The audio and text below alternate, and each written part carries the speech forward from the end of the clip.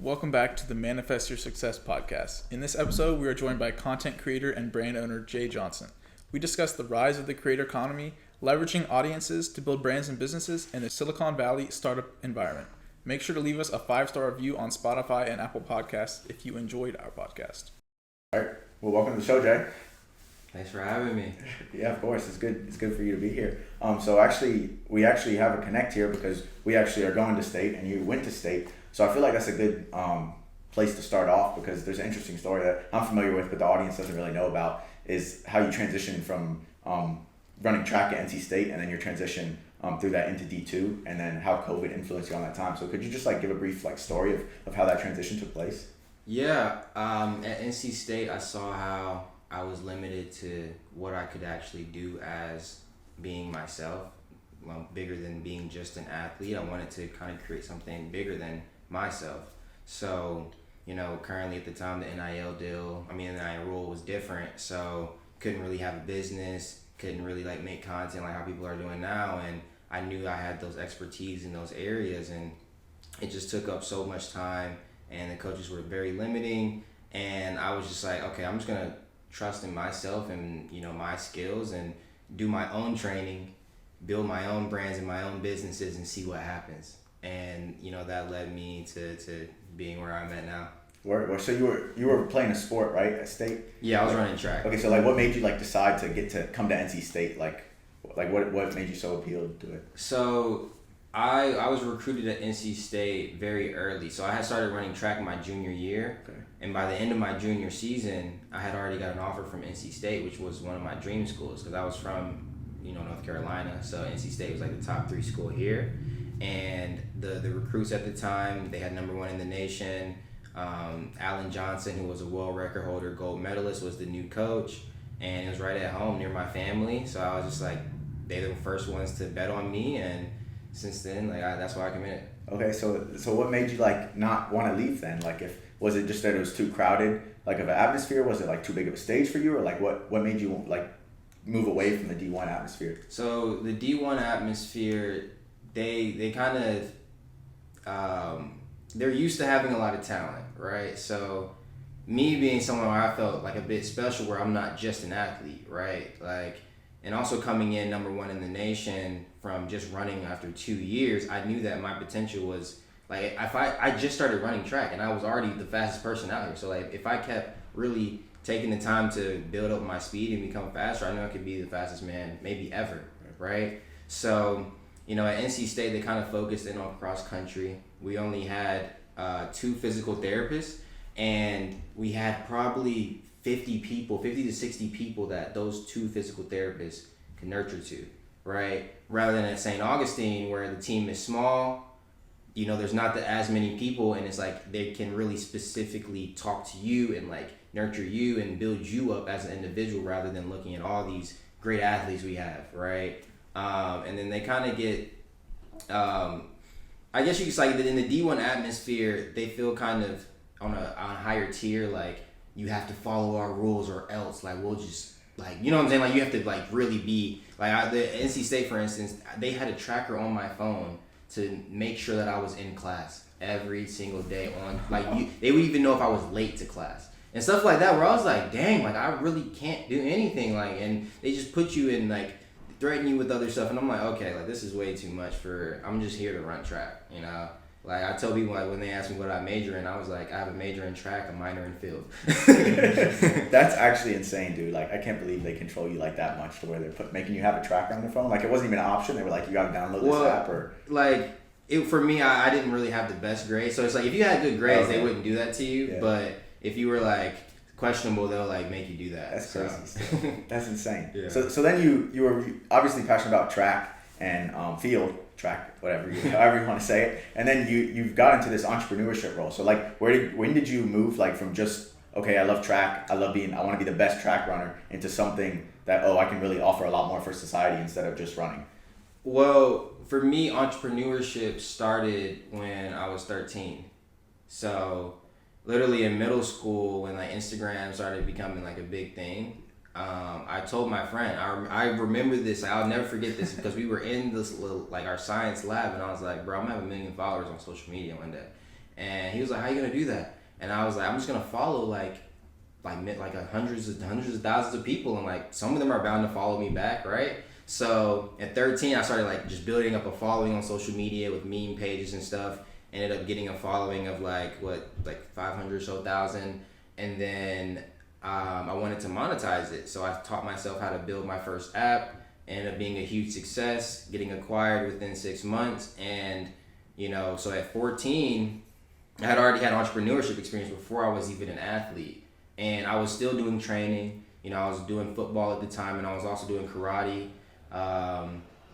and so from that experience and knowing that, like, when I was a kid, I was already balancing being an entrepreneur and athlete. Like, it wasn't like I didn't really even see it as those like labels and categories, but I was just shit I was doing, So when I got to college, it was just like, why not just keep doing that? Why would I stop just to focus on track? I already proved to myself I can do both. Why not just keep doing that and keep persevering? Right, that's awesome that you did that at such a young age, man. Insane. What? So you designed a whole app like at 13? Like, did you have help, or like how did you manage? No, like I literally had to. The only help I had was I had to borrow $100 from my mom to basically pay for the App Store Connect developer account, and YouTube. I didn't build it from scratch though. Okay. Right, like I utilized a template for an app, and I already knew graphic design. So after using that template, I basically changed the entire template to make it my app, and then uploaded it to the App Store. That's insane, dude.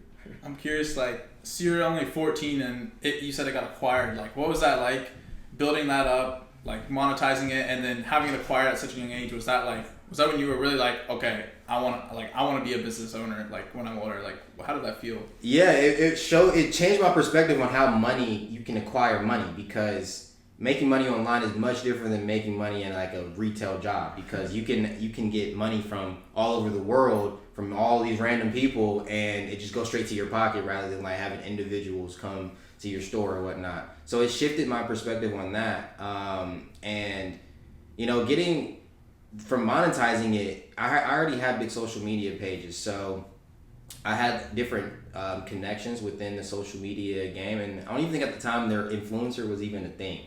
It was just like you had a lot of followers. Like that's basically what it was. And people that had a lot of followers knew other people with a lot of followers. We had these like little like group chats or whatever.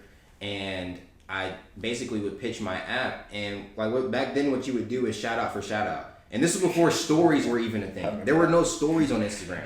So a story shout out wasn't even a thing. You had to post a shout out like as an image, and then you basically would send them a caption and send them the image you want them to post. They would post it, and then I would post whatever they sent me to post, because we both have followers. We wanted our followers to intersect. So so they would send me most people wanted their page to be promoted to get more followers, and I wanted my app to be promoted. So they would send me their page, and I would send them my app. So they would post my app, and I would post their page, and like that's kind of how it started to grow. And then when I started making money from it, I reinvested it back into paying like big influencers to like make vines about it, and that's kind of how it just insanely sold. And like we rode the back of Flappy Bird, because that's when it was during the Flappy Bird era, and my app was basically similar to Flappy Bird but with Kanye. So yeah. Wait, I think I remember that app, bro. I remember seeing that like meme app, and like they took off Flappy Bird, and all these like other like rip-offs came out of it because they sued the guy who made it, because it was like they sued it because of the pipes. Was that? Do you remember why they? Why they? It was like the pipes. Super Mario or something like that. Oh wow. Yeah, I think like the pipes that the bird jumped through, like it was the exact same thing as Super Mario. So then Nintendo sued the Flappy Bird guy, and he was all out of his money or whatever. That's crazy. Yeah. So I was one of those, and we were like I remember being like right under Pocket God and Emoji 3. It was insane, because I was like I'm basically competing against grown men. Like grown men with like a group of men, and I'm just this 13-year-old like playing around with graphics and code. Yeah, that's awesome. And I think COVID it really sped time up, and how everything is now socialized on social media and online. I feel like the time before COVID it was picking up, but once everyone just was at their house for months at a time, it really just it accelerated how fast we're evolving on social media. So what was it like how did COVID impact you through you personally, and then how did it make you into a better entrepreneur? Yeah, I think I utilized COVID a lot different than other people. I utilized it to go within and do a lot of research, right? And I spent a lot of time building. At the time, I was building a hardware company, and I was just doing so much research into what's the truth behind actually. Because at the time it was basically a light technology company where the light would eliminate pathogens out of the air and surfaces, right? And during this time, I was just finding a lot of research online just about things in the unseen spectrum, because our light was ultraviolet, which is outside of the human light spectrum. So during COVID, I just spent a lot of time researching and developing my personal self, doing things like journaling, meditation, like going out in nature, and just like kind of rethinking how to just be a human again. Because like you started to realize in COVID how all of these things are kind of illusionary, like your job, school, these things are not even technically real. They're just these things that people go to every day, and then they spend their life at these things. Like, what is really real about this human experience? It's kind of like one thing that I really dove deep into during COVID, which helped develop me, and I think helped me as a business person overall, because you got to know that like business is just humans interacting with humans, exchanging currency at the end of the day. So COVID really impacted me in that way. And then also during COVID, I had the chance to go to Silicon Valley, where it was strict. I remember when we first got there, we went to one of the grocery stores, and I got kicked out for not having a mask. And at the time, like, there was no really mask mandate. So like when I got there, I was like, dang, like, they were strict. Like, this is real life. Like, you got to get serious about stuff. Like when COVID hit, it was kind of like a shift in the paradigm. Like, we have to get serious. Like, this is something where it could just impact so many people, right? So I don't know if that really answered like your question. No, that did a lot. It changed my perspective a ton on the whole world, like in all aspects of life. But I'm curious, like you mentioned that Silicon Valley experience. So like, how did you manage to connect to someone in Silicon Valley during COVID, like the start of COVID, when everyone's like freaking out? They're like, oh no, what's going on? We're all gonna lose our jobs. There's a recession coming. There's a recession that did come. So like, how did that interaction, like, how did you get to the point where you're going to Silicon Valley at the start of a pandemic? Yeah, I would say like I got extremely lucky, and it was just aligned, right? Because I had just stopped. I had this gut feeling about I need to stop running track at NC State. That's where it started in 2019, right before the COVID hit. I was like, I gotta stop. Even though I was just number 5 all time and full scholarship, everything was going right for me. But I was just like, there's something that is telling me I need to not be here anymore. And I stopped running at State. Literally started door dashing and making content on TikTok, because I didn't have, like, I wasn't training anymore daily. So I was like just pushing content, door dashing every day. And as I was going through TikTok one day, I saw this guy Matt, right? It was Mill Me Matt, and he was like, "We're hiring Silicon Valley startup, yada yada yada. Like, apply now." And immediately applied. Just took straight action. I was like, I'm building a company. I DoorDash. This is a food delivery app. So I feel I'm a great fit. And I already sold my app before, so let me see if I can, go to Silicon Valley and see what's good out there. So applied immediately, got an interview with the founders, and then I told them how I basically, because I think at the time I had like 200,000 followers. So that showed proof that I could grow social media. And then I told them that I DoorDashed. And then I told them that I had just stopped running track at NC State, and I'm planning to be an Olympian. And it just so happened that the co-founder was trying to be an Olympian as well for weightlifting. So like, it was just so aligned to be like, they were like, we have to hire you. You're literally the perfect guy for this position. And it was like, yeah, I am. Because when I actually went there, I blew up their company, helped them make millions of dollars, raise millions of dollars. And yeah, it was just like a huge success. That sounds insane, man. It sounds like it changed your life. Like that one moment, like you turned COVID into this opportunity, and it kind of put you on this path. Would you say that? Like that's like the big point where you're like, okay, wow, like this is where I can really succeed, like as a content creator? Yeah. That's awesome, dude. I'm curious, like when you were in Silicon Valley, obviously it's like such a bustling area of like business and entrepreneurship and all that kind of things. Did you feel like you were like catapulted forward and I guess your trajectory to become a successful entrepreneur? Like what was the atmosphere like there that kind of helped do that? Yeah, it for sure catapulted me because I remember before I went out there, I was listening to a lot of Jason Calacanis, and when I moved to Silicon Valley, I actually got to meet one person like right under him within his company, and Jason actually invested into MillMe. So I went from listening to this guy, admiring this guy, to actually working with this guy. And Silicon Valley can do that for you. Like it accelerated, it gave me a perspective because, you know, with MillMe, we basically had 2 penthouses in SF where the whole team was living in these penthouses. So like I got to see all the engineering work, all the operating work. Both of the founders were in there. So like it was just daily, we were all surrounded by each other, and I got to see the ins and outs of a true, you know, startup that was being successful. At the time, we were the fastest growing startup in Silicon Valley. And we had people that were working at Meta, Tesla, Facebook. I met people that worked at Elon Musk school. And we had these people come to our penthouse because we would throw events and stuff of this nature.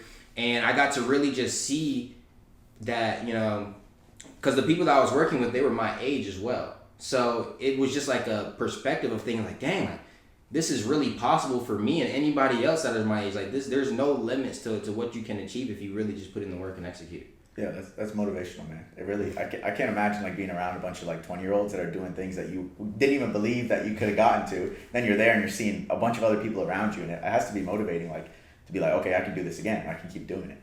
Yeah, for sure. Yeah, so I'm curious, like, there's like content creators. Like right now, it's just like the whole space is kind of like revolutionizing like the way people do business and interact like online. So like if someone were to come up to you and like they were like, okay, and you tell them you're a content creator, like what is a content creator to you, and like why is it so powerful to like society and like business? A content creator is somebody that presses record. That's pretty simple. Like at the end of the day, that like a content creator is somebody that presses record and posts that content, and is not afraid to be themselves in front of the camera every day. And I would say it's revolutionizing business because that's where attention is nowadays. Attention isn't on the TV anymore. It's on TikTok. It's on YouTube. These creators are basically like marketers and advertisers for big corporations. They're paying for your attention. So if attention is no longer going to be on TV anymore, they have to allocate those funds to creators and to ads, and that funnels back to the influencer. You know, like I remember like watching some Gary Vee, and he was explaining how some corporations, they spend, you know, $6 million on one commercial, whether like that's hiring the talent, getting the venue to record the commercial, airing the commercial. That $6 million can get allocated to 1,000 creators and pay those 1,000 creators $6,000 each. Yeah. And that's probably going to be a much higher ROI than one commercial, right? So that really puts it into perspective how big this economy can really get, because we're just in the forefront of it. Dude, like especially seeing some of the commercials that I like see on YouTube and stuff like that are just like so, I mean, at least in my view, are so poorly executed. It's just like I'm like itching to press skip because it's just like it's hard to watch almost. Whereas like a younger content creator, especially like a successful content creator, could probably like they know what to post, they know what people like to watch, they know how to grab people's attention. Like it could potentially be a more successful commercial. Not to mention if you have, like you said, like multiple people all doing it because that money is split up. Like one of them is bound to be like really successful. Yeah, exactly. So what do you see as like are you big into like psychology and like the understanding like why people like think the way they do? Yeah, that's the basis of, you know, where I'm at, honestly. Okay, so that's awesome.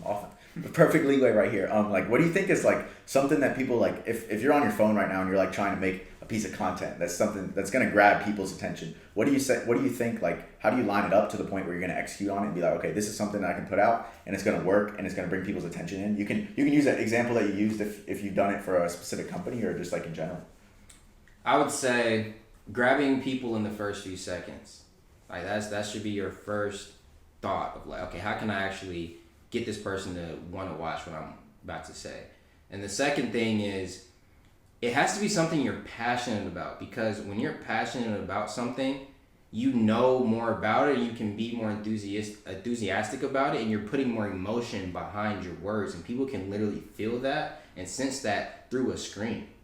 And it's kind of hard for people to fathom that, but at the end of the day, like, when you turn on your phone and you're looking, like those are like photons shooting right at your face, right? And you're grasping that literal energy to see it going through your retina and going to your brain, and it's processing those chemicals, whatever. And when you are enthusiastic and passionate about something, you will take the time and you can actually go to another level of it. You're beyond the surface level if you're truly passionate about a certain topic.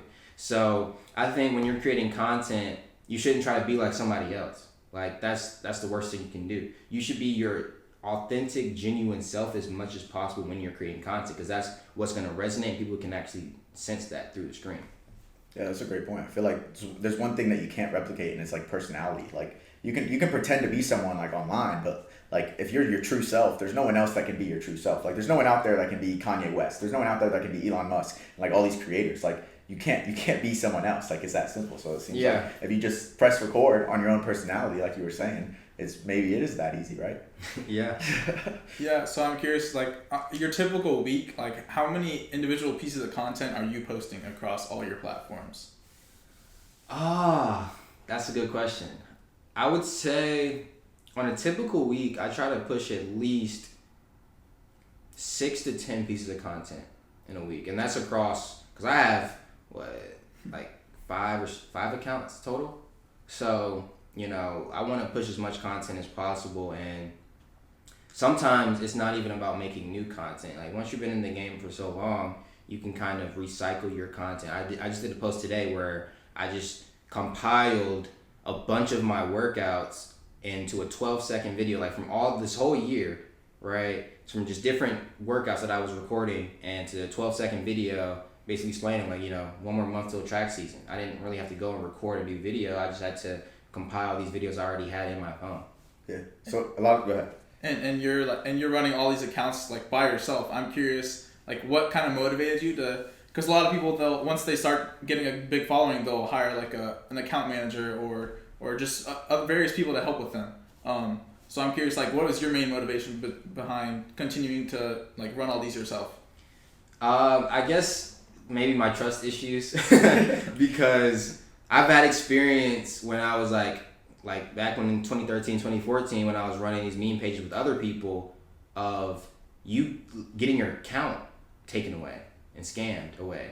So from having that experience of having I remember I had a page with like almost 1 million followers, and I was owning it with another friend of mine. He lived in Florida, and he got scammed by somebody else because he thought the person was me, and our account was gone. And I was like, how do you just felt like you fumbled the bag, And I trust myself into, continuing to be consistent. And I don't want to trust somebody else with my page.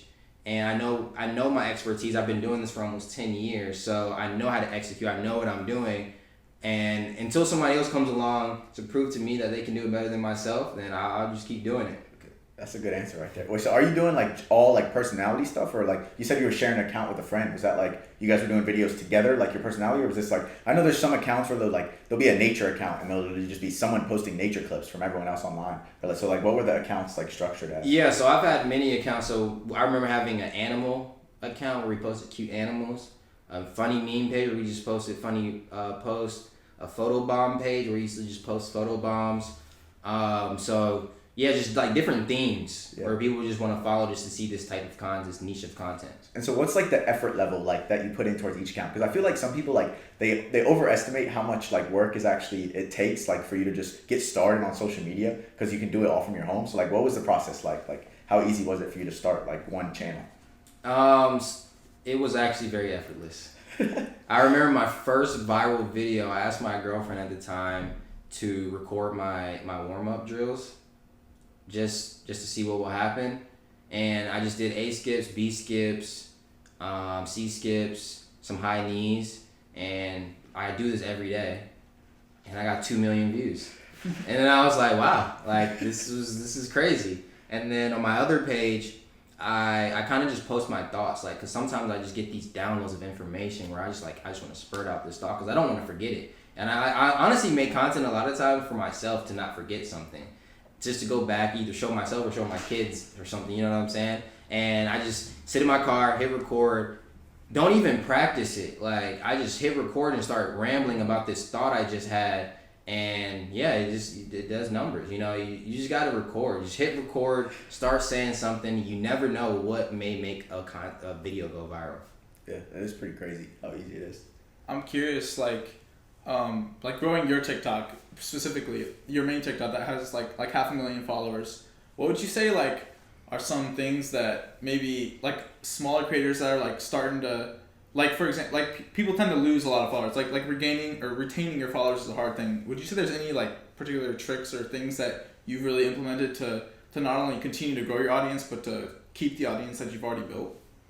Yeah, I recommend having a system of content you're pushing, right? So on my main account, I don't just post one type of content. So I post educational content sometimes, funny content, trendy content, vlog content, and I kind of systemize it out to where it's not like I'm doing a vlog every day or I'm doing a training video every day. It's like I have this one piece of content, this different type of piece of content, so that way the followers, they don't even know what to really truly expect, right? So if you follow me because of my educational training content, and then you see me post a vlog, it's interesting. It's like, oh, like this, I'm seeing the inside scoop of this person's life that just educated me on this training. And then I post something funny. It's like, oh, like this guy's funny too. And so it's like, well, I don't want to unfollow this guy. Like I'm just seeing his whole life. I'm laughing. I'm getting smarter from him. I'm getting faster from him. I'm getting true value from the content. And that's another thing, like giving your followers true value, not just, you know, trying to get them to pay for something or just trying to do something cringy to just get followers. Just providing them true value. So I would suggest like having a systemized way to actually push your content. That's awesome. So you mentioned how you got that the social media aspect kind of helped you land that first job in Silicon Valley. Have you ever launched like any other ventures like in business where you've leveraged your social media to either launch an app or launch a business partnership with someone else? Well, I'm currently working with a creator economy startup called Pillar.io. Okay, what's that about? It's similar to Linktree, but better. And we also allow you to monetize in better ways. And you know, we have the media kit to where you see, brand can see all your analytics. We have digital, where you can sell digital products. You can sell a subscription to your exclusive content, sell requests. So like on mine, I have a request where it's like, pay $200, I'll follow you back on Instagram. And it's just like stuff like that where it just allows you to easily monetize your audience. And then of course have your YouTube embeds, podcast embeds, all your social media icon links. So I definitely leverage, you know, me having a background not only in social media but having a network, right? And utilizing your social media to build a network, right? You want to leverage all the way possible to the way you're building your audience, right? You want to connect with like-minded creators. You don't want to just post content and never see what other people within your spectrum are doing. You want to connect with those people, maybe even see how you guys can make content together and grow your audience together. That's awesome, man. I'm curious, have you had any failures? I know this is kind of a humbling question, but like, have you had any failures in business or like social media? And like, Yeah. I mean, I've had a lot of failures. I would say, you know, my hardware company, I was building it for almost 3 years, and there was a lot of ups and downs within the process because I saw how big I got into the industry as soon, like the day they dropped the case study about this new technology. So basically this technology could create virus-proof environments, right? So the power of light, it was basically like if whatever the light illuminated got sanitized, air, surfaces, and liquids without harming the human skin or eyes. So you could walk into a room and let's say somebody like coughed, it would be able to eliminate those pathogens before it even reached you for you to even get infected, right? So when I discovered this technology, I didn't really have that much experience in hardware, but I knew experience in entrepreneurship and business, software, and all these other things, and I just went head first because I was like, this can be $1 trillion like, you know, industry, because this is an untapped, this new technology. No one has a company out here doing this. Let me try to build something within this industry. So that's what I did. I started to build. And I built relationships with the top manufacturers. We had a partnership out in Africa, and we were getting product in of this new technology. I was pitching so many people, pitching so many businesses, trying to get traction. But it was kind of a high ticket item, and the technology was so new to where there was no innovation. So what my company was actually trying to do was not only distribute this current technology, but also innovate within the space. But what was hard was finding people that could actually be in this niche. Since it was a brand new technology that nobody's ever heard of, nobody knew how to actually get this better, you know? So I just had to do a lot of networking, trying to raise capital, and we didn't end up, I couldn't raise capital within the 3 years, so I kind of had to, I still kind of have it on the back burner because I still have those relationships within the business, with the manufacturers and stuff of that nature. But I don't really spend that much time on it anymore, so I kind of had to default on it. So yeah. I think, so I'm curious, especially over social media nowadays, there's like the whole like concept of not working a 9 to 5 is getting like pushed more and more, and a lot of like Gen Z people especially are like really like trying to chase that life of not living a 9 to 5. And I think being a successful content creator is obviously one way to achieve that. I'm curious, was that like one of your main motivations, or just any motivation at all, but behind like being a content creator like today? Well, for me, it's not about not working a 9 to 5. It's about doing what I love, mm-hmm. and having a passion for it. Because the hard truth is, when you're an entrepreneur or a content creator, you're not working a 9 to 5. You're working 24/7. Like you're always working. So for me, it was like I can't give my energy to something I don't love doing. And content creation, I know I love making content. I love working out, training. So for me, that was like my true reason why I wanted to become a content creator, to have my own freedom and to love what I actually did every day and wake up excited to actually do what I make money with. Who are some people that you like that are online, like in any field, whether it be athletes or like lifting, or people that are content creators that you like really like look up to and like, okay, these people are doing good on like social media? I would say I really like what Mr. Beast is doing. Okay. I love him. And as far as athletes, I like what Floyd Mayweather, what he's doing. And honestly, Jake Paul a little bit, right? I feel like Jake Paul could be better than what he is, but I give him his credit because he went from being a YouTuber to now being one of the highest paid athletes. So, I really respect that. And I'm in the process of building my own brands from the ground up while building my own career, which I believe has never been done before because it literally couldn't be done prior to social media and all these things. So I kind of want to be the new blueprint of what can be truly possible for an athlete creator. Yeah, I think both the Paul brothers, Jake and Logan Paul, are doing like exceptional things. Like, I don't know if you were following the story with like Logan Paul and how he made that video about the forest and like everyone got hate for him because he was like, there was like a dead body or something, and he got a lot of hate for it, and he posted like some apology video, and he like kind of went off the track, and now he's back and he has a podcast. He like sold a bunch of NFTs and like he's done a bunch of great things, and he just kind of bounced back. So I do agree, like that Paul family is just, they know what they're doing on social media. It's kind of insane. Yeah, for sure.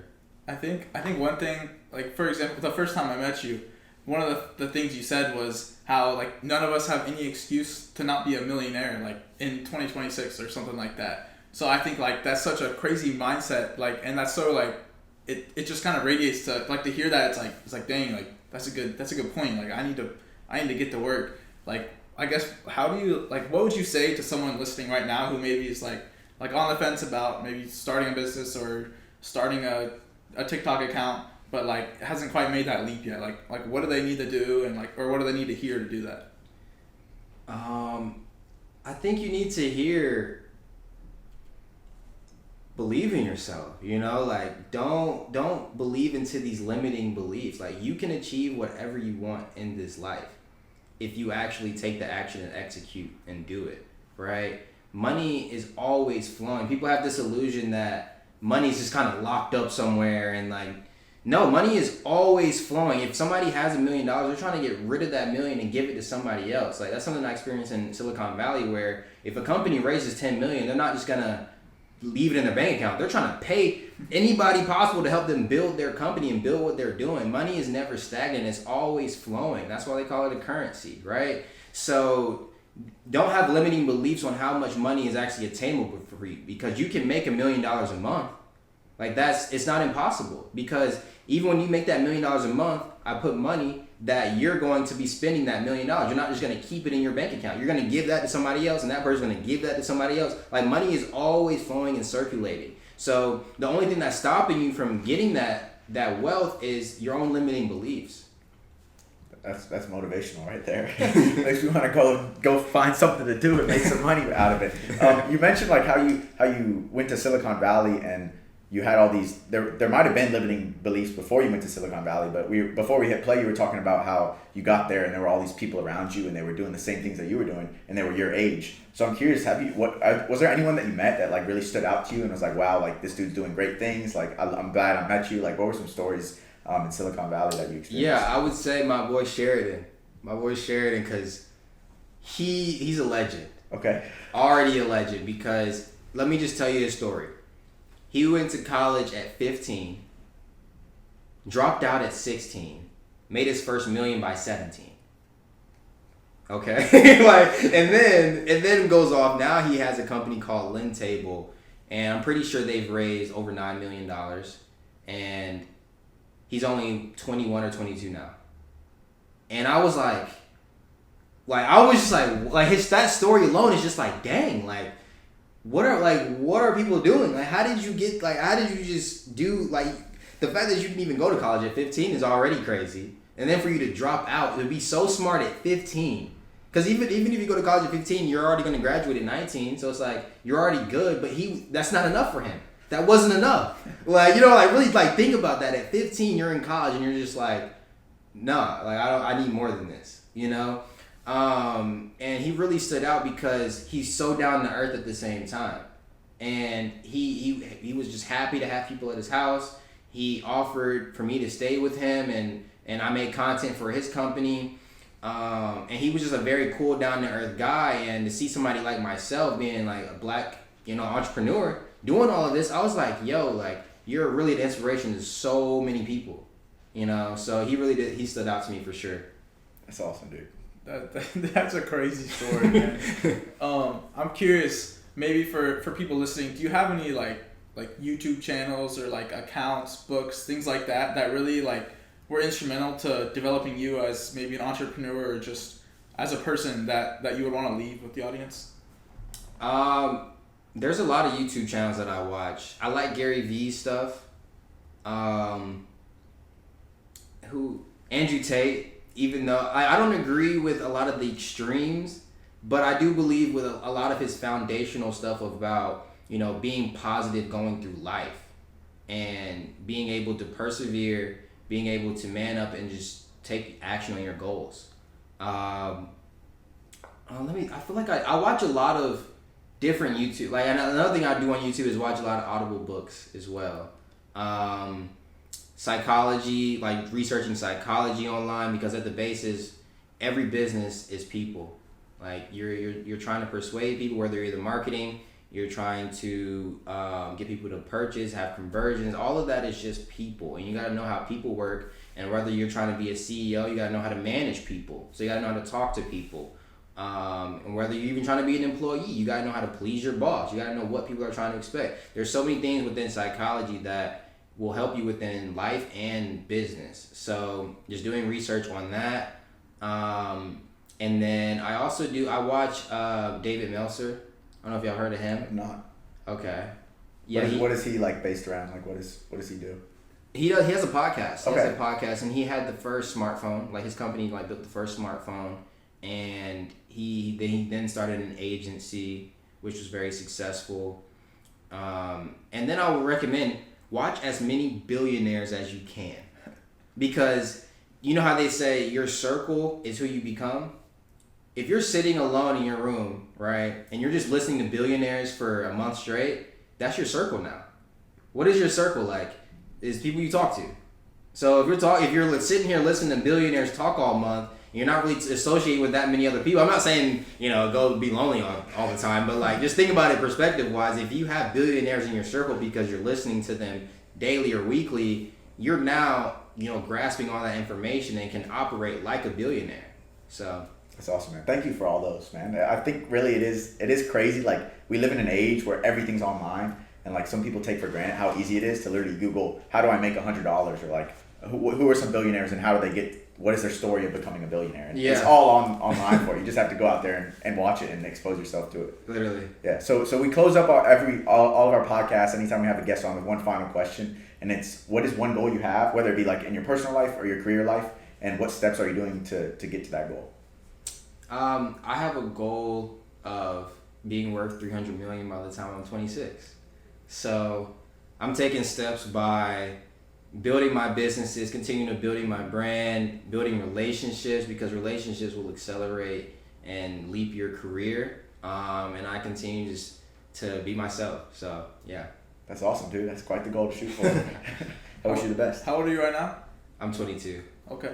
I guess we'll have to tell it to the users or the viewers to keep up with that name, because $300 million at 26, that'll be a big story. Yeah, for sure. Awesome, man. We appreciate you coming on, man. We really enjoyed it. No problem. Thanks for having me.